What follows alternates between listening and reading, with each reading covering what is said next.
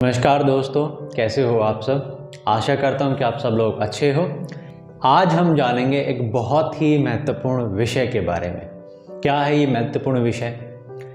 आज हम जानेंगे SSRI के बारे में। SSRI के बारे में आज हम चर्चा करेंगे, जानेंगे कि क्या होता है SSRI। ठीक है, फुल फॉर्म क्या होती है? Selective serotonin reuptake inhibitor. होता क्या है? एक मेडिसिन होती है जो हमें मेंटल डिसऑर्डर जैसे OCD, डिप्रेशन, एंजाइटी, इन सभी मेंटल डिसऑर्डर के लिए हमें ये जो मेडिसिन अभी मैंने जो आपको बताई दी जाती है। ठीक है, इस मेडिसिन के बारे में आज हम डिटेल में जानेंगे। क्या होती है ये मेडिसिन, इसका क्या इम्पैक्ट होता है, इस मेडिसिन के खाने से बॉडी में होता क्या है।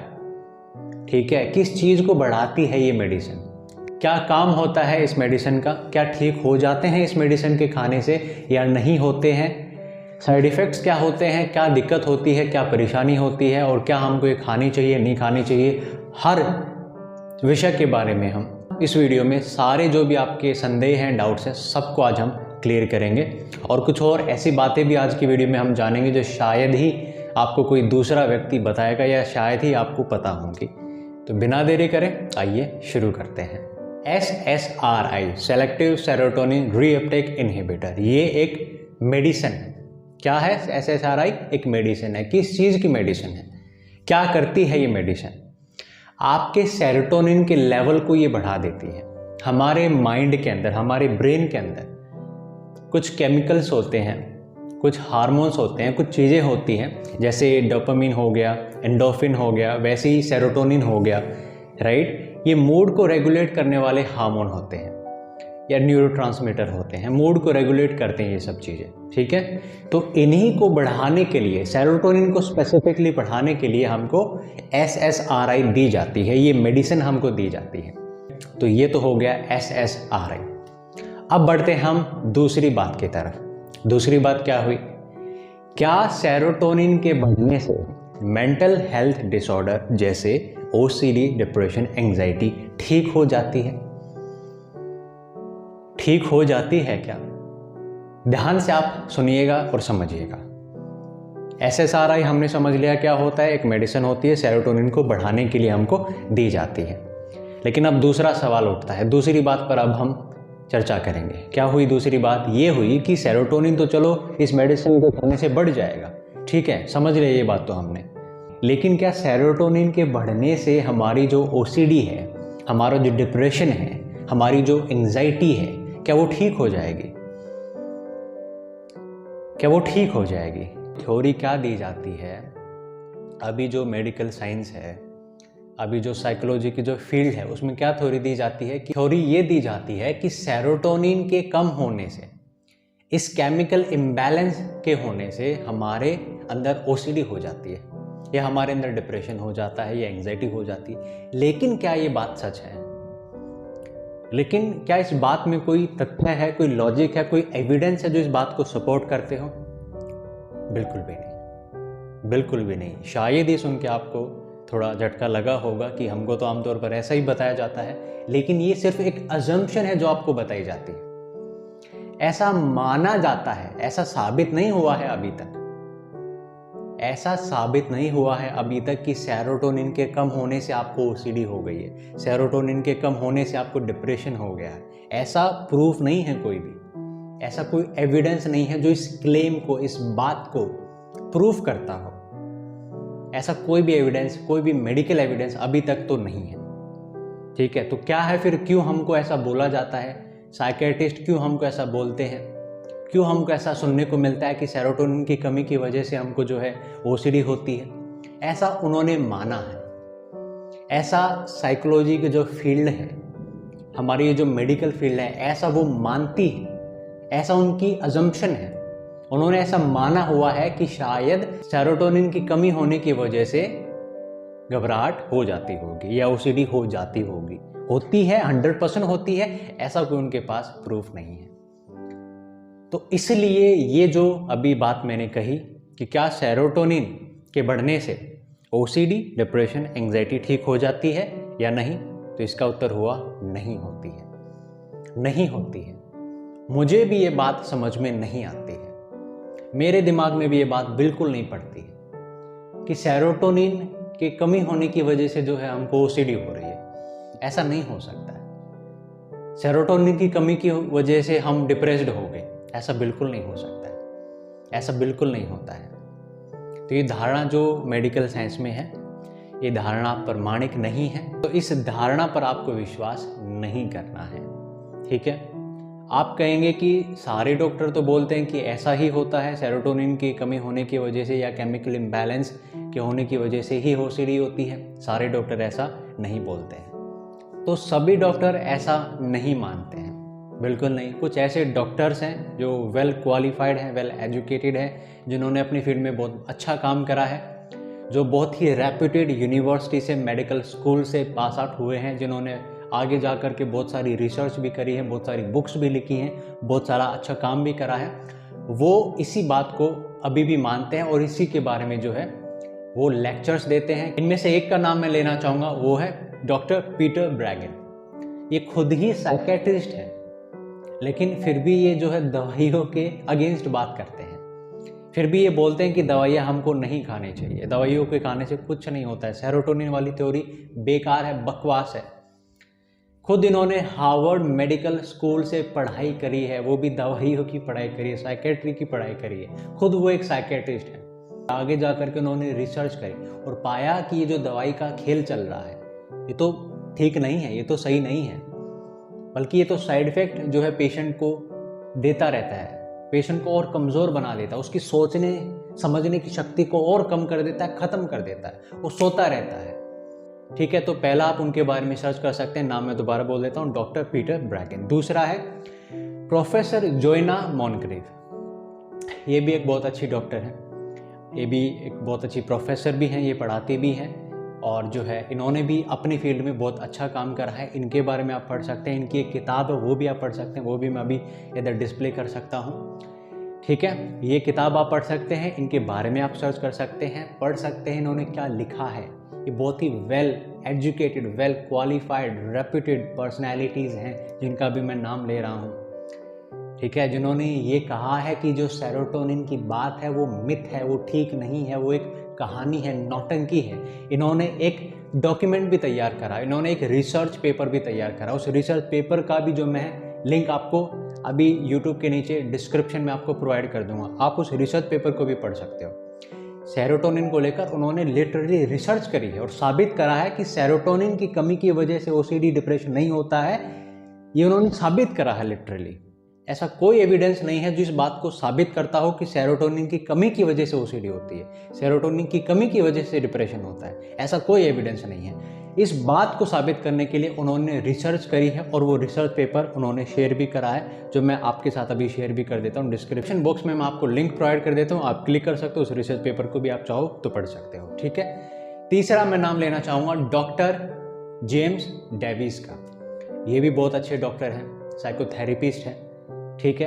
इनके बारे में आप पढ़ सकते हो, इन्होंने भी काफ़ी सारे लेक्चर्स दिए हैं। इनके लेक्चर्स के बारे में आप यूट्यूब पर सर्च कर सकते हो, इनके लेक्चर सुन सकते हो और इस बात को जो अभी मैं आपसे कह रहा हूँ, इस बात को आप समझ सकते हो। डॉक्टर जेम्स डेविस जो हैं, इन्होंने भी जो है अपनी पढ़ाई ऑक्सफोर्ड यूनिवर्सिटी से करी है, one of the most reputed universities of the world. वहाँ से इन्होंने अपनी पढ़ाई करी है। ठीक है।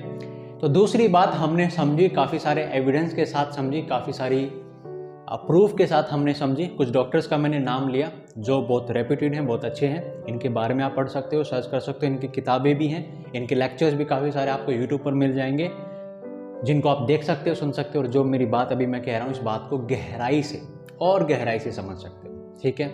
तो दूसरा हमने समझा कि सेरोटोनिन के बढ़ने से हमारी जो ओसीडी है या हमारा जो डिप्रेशन, एंजाइटी है, वो ठीक नहीं होती है, ठीक नहीं होती है। इसमें एक जो रिसर्च आप कह लीजिए, एक जो फाइंडिंग आप कह लीजिए, वो मैंने भी अपनी तरफ से करी है और वो क्या है मैं आपके साथ अभी शेयर कर देता हूँ। ऐसे बोला जाता है कि सेरोटोनिन की कमी की वजह से ओसीडी होती है। चलो ठीक है, मान ली बात, ठीक है, मान ली बात। तो फिर इसका मतलब क्या हुआ कि जब सेरोटोनिन की कमी पूरी हो जाएगी, यानी सेरोटोनिन बढ़ जाएगा, तो जो ओसीडी वो ठीक हो जानी चाहिए। सही कह रहा हूँ। अगर हम ऐसा मानते हैं कि कमी की वजह से ओसीडी होती है, ठीक है, तो उसकी पूर्ति जब हो जाएगी, उसकी बढ़ोतरी जब हो जाएगी, जब वो बढ़ जाएगा तो जो ओसीडी है वो ठीक हो जानी चाहिए। सही कह रहा हूँ, बिल्कुल। लेकिन ऐसा नहीं होता है, ऐसा बिल्कुल भी नहीं होता है। मेडिसिन कई कई साल खाने के बावजूद भी जो पेशेंट्स हैं वो ठीक नहीं होते हैं। कई कई साल, मैं 1 महीना नहीं कह रहा, मैं 6 महीना नहीं कह रहा, मैं 1 साल 2 साल नहीं कह रहा हूँ, मैं कह रहा हूँ 5 साल, मैं कह रहा हूँ 10 साल 15 साल। ऐसे भी पेशेंट मेरे पास आए जिन्होंने 20 साल तक दवाई खाई है।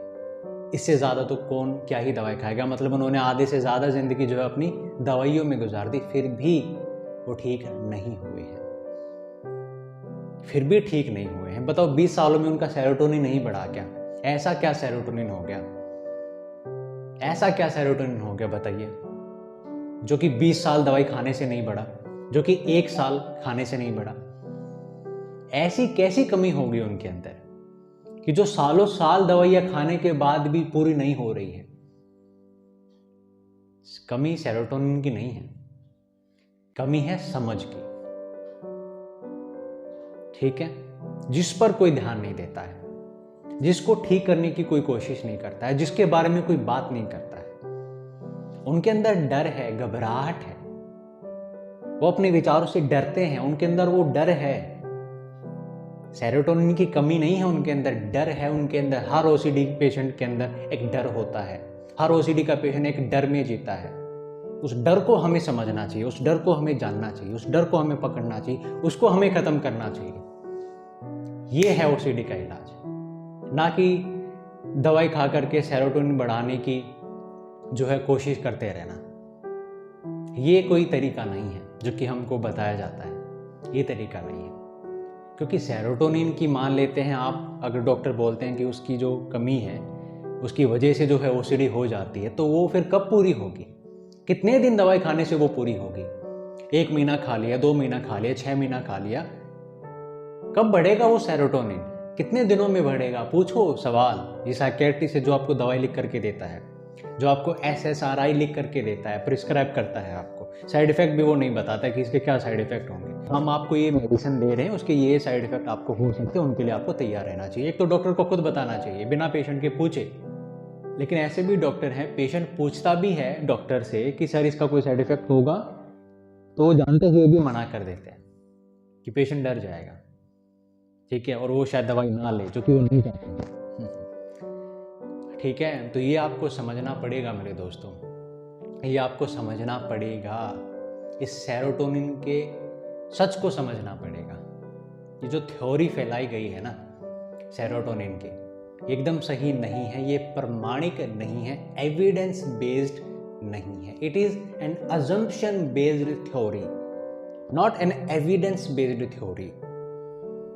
अजम्पशन बेस्ड है मतलब मान्यता के अनुसार ऐसा माना गया है, ऐसा साबित नहीं करा गया है, सिर्फ ऐसा माना गया है, और उस मान्यता के आधार पर आपको दवाइयाँ देते जा रहे हैं डॉक्टर्स।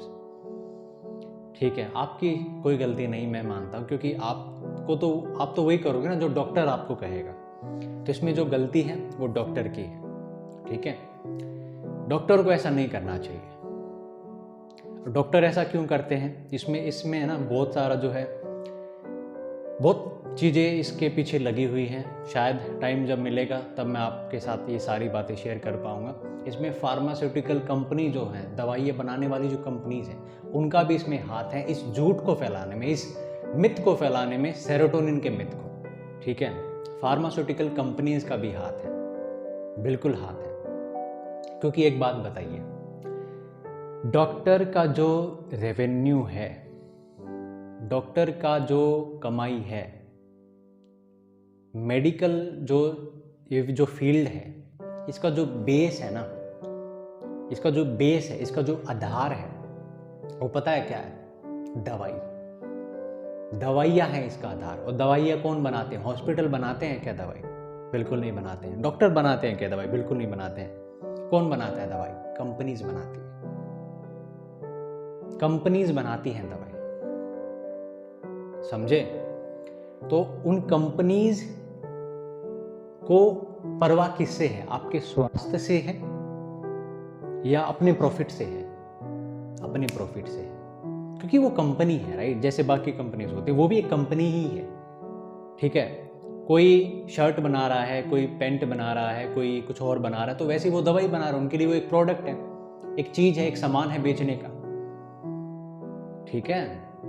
तो उसमें वो कई बार गड़बड़ करते हैं, कुछ ऐसे झूठ डॉक्टर्स के साथ मिलकर के ऐसे फैलाए जाते हैं समाज में, सोसाइटी में, जो ठीक नहीं होते हैं, जो बातें प्रमाणिक नहीं होती, लेकिन उसमें सिर्फ फायदा होता है। किनका फायदा होता है? फार्मास्यूटिकल कंपनीज का फायदा होता है। तो ये बातें मेरे दोस्तों आपको समझनी होंगी आपको। ये बातें जो भी आज मैं आपको समझा रहा हूँ गहराई से, ठीक है। अपने स्वास्थ्य की जिम्मेदारी अपने आप लेनी होगी, किसी दूसरे के कंधों पर आप उसकी जिम्मेदारी नहीं डाल सकते हो। कोई नहीं लेगा आपके स्वास्थ्य की जिम्मेदारी, कोई नहीं ले सकता है आपके स्वास्थ्य की जिम्मेदारी। आपका शरीर है, आपका तन है और आपका मन है, इसको ठीक करने की जिम्मेदारी आपकी है। कोई आपकी सहायता कर सकता है, कोई आपका सहायक बन सकता है उसको ठीक करने में, लेकिन कंप्लीटली ठीक कर देगा वही कर देगा, ऐसा नहीं होगा। आपको जिम्मेदारी लेनी होगी, आपको जागरूक होना होगा, और वही मैं अभी इस वीडियो के माध्यम से कर रहा हूँ। आपको जागरूक कर रहा हूँ, आपको अवेयर कर रहा हूँ, इन सब बातों के बारे में अभी डिस्कशन कर रहा हूँ, जो डिस्कशन आपको कहीं और देखने को नहीं मिलेगा, ठीक है। मैं चाहता हूँ कि आप जागरूक बनो, जिम्मेदार बनो, समझदार बनो, अपने स्वास्थ्य के जिम्मेदार बनो, अपने स्वास्थ्य की जिम्मेदारी लो और अपने आप को ठीक करो, ठीक है। स्वास्थ्य को प्राप्त करो, यही मैं चाहता हूँ। उसके लिए आपका जागरूक होना जरूरी है। तीसरी बात अभी हम करेंगे, तीसरे विषय के बारे में अभी हम चर्चा करते हैं, ये भी काफ़ी महत्वपूर्ण है। मेडिसिन खाए ना खाए, छोड़ दे, मेडिसिन बेकार होती है, इसका कोई फायदा नहीं, इसको बंद कर देना चाहिए, क्या करना चाहिए? देखिए, इस बात को ध्यान से आप समझिएगा। मेडिसिन किसको खानी चाहिए, कब खानी चाहिए, और मेडिसिन का क्या रोल होता है, अभी हम उसको समझते हैं। तो देखिए, मेडिसिन का क्या रोल होता है और किसको ज़रूरत है मेडिसिन की। मेडिसिन का रोल होता है जब आप बहुत पैनिक सिचुएशन में आ जाते हो, जब आपका जो डिसऑर्डर है, जब आपकी जो प्रॉब्लम है,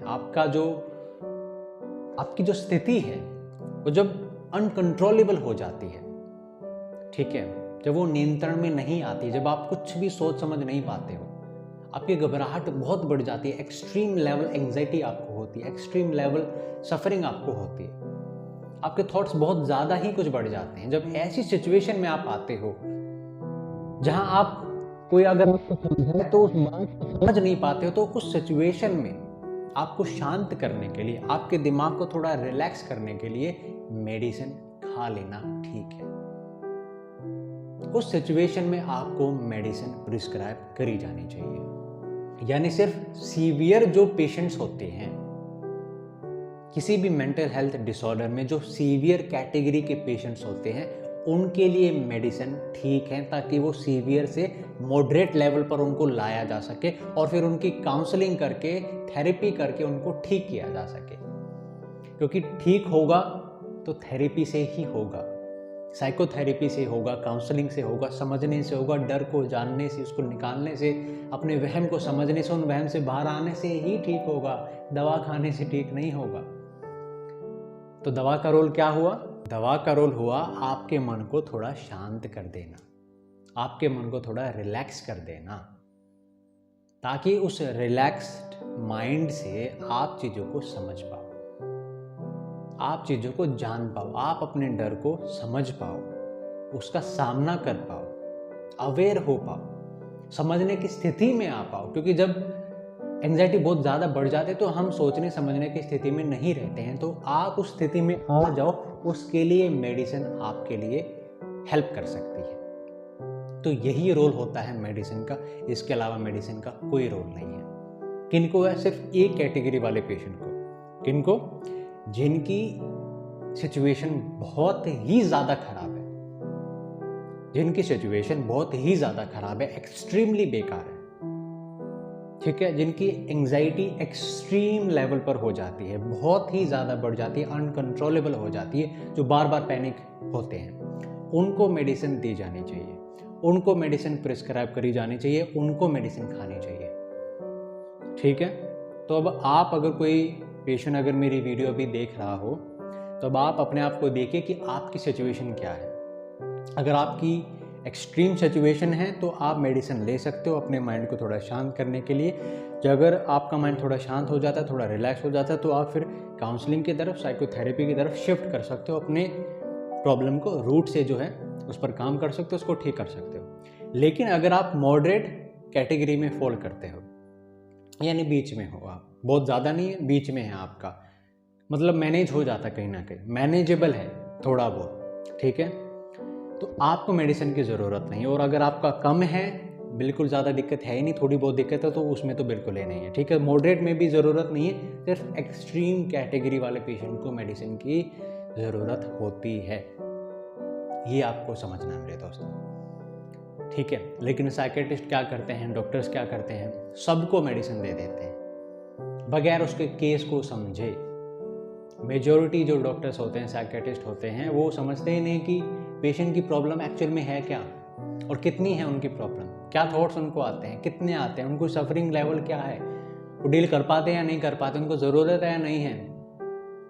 आप जाओगे, अपने थॉट्स बताओगे, इमीडिएटली वो आपको डायग्नोस कर लेंगे, बता देंगे, लेबल लगा देंगे आपके ऊपर, आपको OCD है, आपको डिप्रेशन है, आपको ये है, आपको वो है, दवाई खाओ, जाओ यहाँ से, बस हो गया। ऐसा ठीक नहीं होता है और ये सही तरीका नहीं है हमको समझने का और ठीक होने का, बिल्कुल नहीं। सही तरीका क्या है, आज हमने डिटेल में एक एक बात को समझा है, दवाइयों के सच को समझा है। तो ये बातें हैं मेरे दोस्तों जो आपको समझनी है। बहुत ज़रूरी थी ये वीडियो मेरे लिए बनानी, आप लोगों के लिए चाहता था मैं कि आप लोग इन सब बातों को जानो, समझो, जागरूक हो एक एक बात को लेकर, क्योंकि आपको ये समस्या है तो आपको पता होना चाहिए सेरोटोनिन क्या होता है, ठीक है, SSRIs क्या होती हैं, वो दवाइयाँ क्या करती हैं। साइड इफ़ेक्ट के बारे में मैं बताना भूल गया, थोड़ा बहुत अभी बता देता हूँ आपको। इन दवाइयों से बहुत सारे साइड इफ़ेक्ट होते हैं, काफ़ी सारे साइड इफ़ेक्ट होते हैं। अगर आप इनकी डोसेज को बढ़ाओगे या mg को अगर आप बढ़ाओगे, ठीक है, इनकी पावर को अगर आप बढ़ाओगे तो आपको बहुत सारे साइड इफ़ेक्ट हो सकते हैं। क्या हो सकता है, आपको सेक्सुअल डिस्फंक्शन हो सकता है, यानी आपकी जो सेक्सुअल डिज़ायर है वो कम हो सकती है, और बहुत सारे लोगों के साथ वो चीज़ होती है। आपका वज़न या तो बहुत कम हो सकता है या आपका वज़न बहुत बढ़ सकता है, ये दिक्कत होती है। कुछ लोगों को कॉन्स्टिपेशन हो जाता है, कब्जी हो जाती है उनको।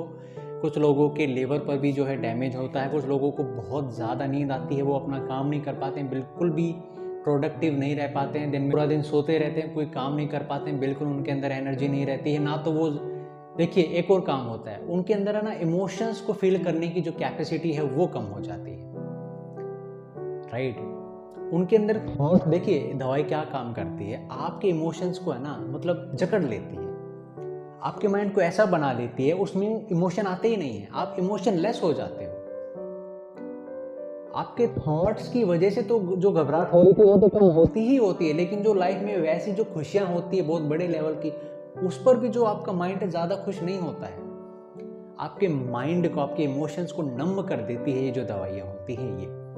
तो ये सारे साइड इफ़ेक्ट्स होते हैं इन दवाइयों के खाने के, जो कि साइकेट्रिस्ट आपको नहीं बताते हैं। कुछ लोग बताते होंगे लेकिन सब लोग नहीं बताते। कुछ लोग तो मना ही कर देते कि नहीं, इसका कोई साइड इफेक्ट नहीं है, जाओ खाओ, इसको आराम से खाओ। ठीक है दोस्तों, तो आज के लिए हम इतना ही रखेंगे। आज की वीडियो आप लोगों को जागरूक करने के लिए थी, आप लोगों को समझाने के लिए थी। सेरोटोनिन का सच आप लोगों के लिए जानना बहुत ज़रूरी था, जो कि आज की वीडियो के साथ मैंने प्रस्तुत किया। आज की वीडियो के सहारे मैंने समझाया आप लोगों को। आशा करता हूं कि आज इस वीडियो के माध्यम से आप लोगों को सेरोटोनिन के बारे में, SSRIs के बारे में, मेडिसिन के बारे में पूरी और प्रमाणिक जानकारी मिल गई होगी। आशा करता हूं कि आप लोगों के मन में अब कोई भी संदेह नहीं रहा होगा दवाइयों के बारे में, सेरोटोनिन के बारे में, SSRIs के बारे में। मैं तो यही आशा करता हूं, क्योंकि हर डाउट्स को मैंने आज क्लियर करने की कोशिश करी है। हर चीज़ को आज मैंने एक एक करके क्लियर करा है। कुछ लोगों का नाम भी आपको बताया, कुछ डॉक्टर्स का नाम आपको बताया है। आप उनके बारे में भी जो है सर्च कर सकते हैं, उनके बारे में पढ़ सकते हैं। जो बात मैं बोल रहा हूँ वो लोग भी, वो डॉक्टर्स भी, वो well qualified doctor, researcher, professor, वो भी यही बात कर रहे हैं। ठीक है, अगर आप थोड़ा और ज़्यादा स्टडी करना चाहते हो तो आप उनके बारे में सर्च कर सकते हो डेफिनेटली। तो आज के लिए मेरे दोस्तों इतना ही रखेंगे। अभी मुझे इजाज़त दीजिए। आप लोग खुश रहिए, हंसते रहिए, मुस्कुराते रहिए, मेरे साथ जुड़े रहिए। ऐसी ही और वीडियोस मैं आप लोगों के लिए प्रस्तुत करता रहूँगा, लाता रहूँगा, बनाता रहूँगा, आप लोगों को और जागरूक करता रहूँगा अपने इन वीडियो के माध्यम से। अगर इस वीडियो ने आपको जागरूक किया है, आपको कुछ काम की जानकारी प्रदान करी है, तो इस वीडियो को ज़रूर शेयर करिएगा। ठीक है, ज़रूर इसको शेयर करिएगा, आगे बढ़ाइएगा, ताकि ये जानकारी बाकी लोगों को भी मिले जो इस बात को लेकर अनजान है, इस समझ को लेकर अनजान है। ठीक है, वीडियो को ज़रूर आप शेयर करिएगा। चैनल अगर आपको अच्छा लगा, ये वीडियोस अगर आपको अच्छी लगी, तो ज़रूर चैनल को जाते जाते सब्सक्राइब करिएगा, ताकि ऐसी ही और वीडियोस आप लोगों को मिलती रहे, मैं आप लोगों से जुड़ा रहूँ। अभी के लिए इतना ही। हंसते रहिए, मुस्कराते रहिए और खुश रहिए, हमेशा हमेशा खुश रहिए। ठीक है, खुश रहा जा सकता है, इस ओसीडी से बाहर आया जा सकता है, इस डिप्रेशन से निकला जा सकता है, निकला जा सकता है। ठीक है, थोड़ा मुश्किल होगा, समझोगे ध्यान से तो वो भी नहीं होगा, लेकिन नामुमकिन तो बिल्कुल नहीं है, ये आपको ध्यान में रखना है। नामुमकिन बिल्कुल नहीं है, निकला जा सकता है। ओसीडी चाहे कितनी पुरानी हो, कितनी ही कॉम्प्लिकेटेड हो, कितनी ही बड़ी हो, कितनी ही एक्सट्रीम हो, कुछ भी हो, बाहर आया जा सकता है, उसको ठीक किया जा सकता है। ठीक है, और भी वीडियोस होंगी चैनल पर, आप उनको देख सकते हो, और भी वीडियोस आती रहेंगी, उनको भी आप ज़रूर देखिएगा। चलिए, अभी के लिए इतना ही। हंसते रहिए, आगे बढ़ते रहिए।